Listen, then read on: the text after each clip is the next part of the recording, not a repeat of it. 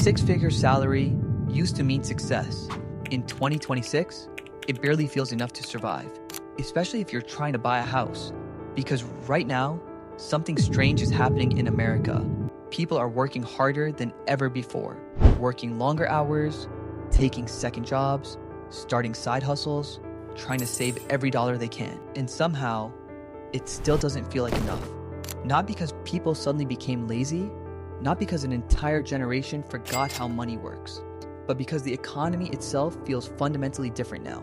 For decades, buying a house was supposed to be the reward for hard work. You graduated, got a stable job, saved money, and eventually, you bought a home. That was the American dream. And for a long time, people genuinely believed it would always exist. But today, that dream feels further away than ever. In many cities, even tiny homes cost hundreds of thousands of dollars. Mortgage rates are painfully high. Rent keeps rising. Groceries keep getting more expensive. And salaries simply aren't keeping up anymore. That's why millions of young Americans feel trapped right now. Not poor enough to completely give up, but not financially secure enough to move forward either. They're stuck in this strange middle ground where they work constantly, but still feel like life never actually improves.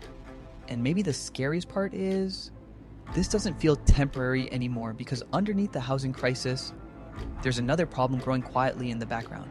Fear. Fear of layoffs, fear of losing stability, fear of making the wrong financial decision at the worst possible times. And when fear enters the economy, people stop moving. They stop buying homes. They stop switching careers. They stop taking risks. They stop spending money. And slowly, everything begins to freeze. That's already happening across parts of America right now, especially in industries like tech. For years, people believed high-paying jobs would continue forever. But suddenly, mass layoffs started appearing everywhere. Huge companies cutting thousands of workers overnight.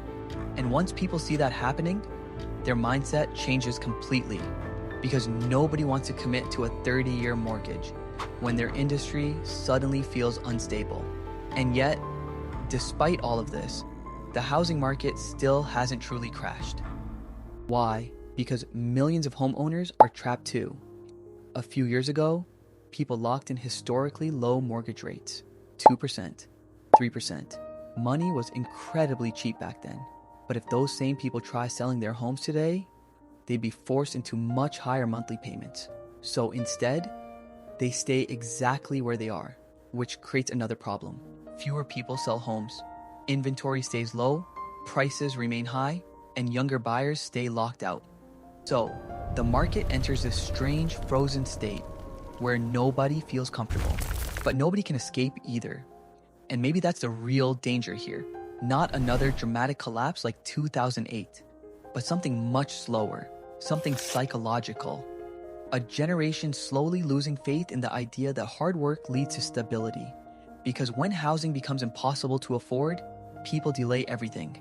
Marriage, children, moving out, starting families, even basic long-term plans. And eventually, people stop feeling excited about the future altogether. That's why this housing problem feels different. It's no longer just about houses.